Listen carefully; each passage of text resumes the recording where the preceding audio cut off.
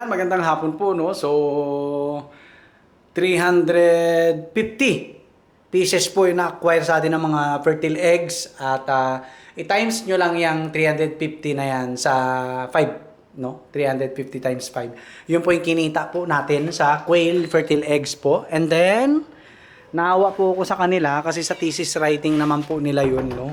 At sa kai-interview ko dahil madaldal ako, wala pa pala silang incubator, no? So wala pa silang incubator. Kaso nga lang ito hindi ko maipapahiram kasi gagamitin ko po to, no? Gagamitin ko. So yun na, inabangan na lang nila yung DIY incubator natin dito na puti ng 200 pesos. Sabi ko kasi sila na bahala, no? At kasi syempre gamit din po natin yan. Sige kako, wala nang problema. Ibalik nyo na lang kung kailangan, kung tapos na. No? Ito kasi hindi natin maipahiram. No? Tapos gusto nila dito na rin i-incubate. Nga lang, kaya sabi ko sa kanila, ang reason kung ba't di pa ako nag-i-incubate, kasi busy pa sa trabaho. No? Wala rin magbabantay. No? Hindi rin mababantayan. And yun, no, na umikot sila rito sa yard natin. Nag-enjoy naman sila mag-interview, no?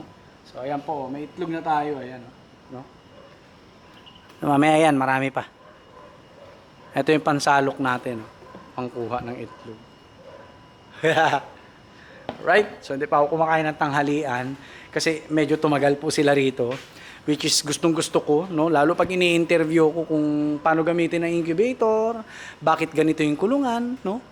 Paano mag-alaga ng sisiw, ng manok, ng pugo. Ganun po, nag-e-enjoy po tayo dyan. Nag-e-enjoy ako. No? At mas gustong-gusto ko nag-i-entertain ng mga ganong tanong. No?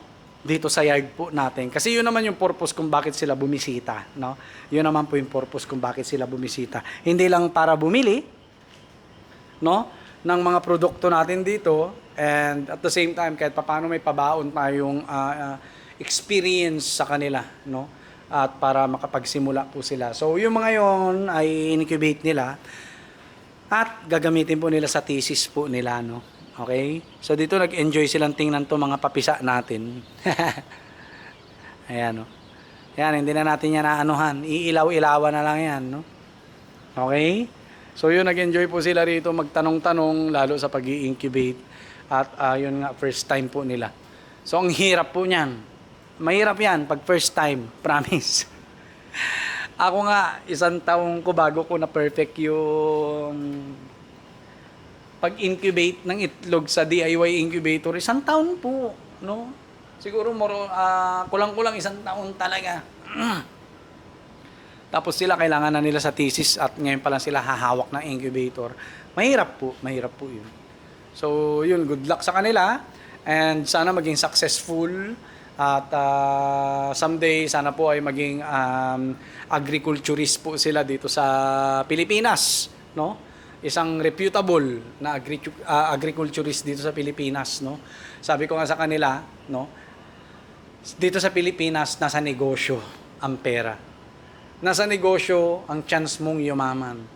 At nasa livestock farming ang totoong kita. Bakit? Dahil lahat ng production mo is araw-araw kinakain ng tao. Sabi ko sa kanila po yan, no? Kaya kung wala kayong planong mag-ibang bansa at dito lang din kayo sa Pilipinas, wag na kayong lumayo. Diyan na kayo sa profession nyo dahil diyan kayo kikita ng malaki. Sabi ko sa kanila, no? At yun, no? Alright? Yun lang po, no? Medyo malaki-laki kinita natin ngayon. Close to 2,000 pesos lahat-lahat, pati abang ng incubator. Okay? So, yun po, no? Kala ko doon ko na makikita yung forever ko eh. Hindi naman pala, no? Forever na kasama ko dito sa yard, sa farm, no? Someday, no?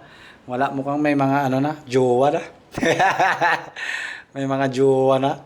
Alright? So, yun lang po. Ayan, no? May 2 tab tayo. Mamaya magiging 4 yan.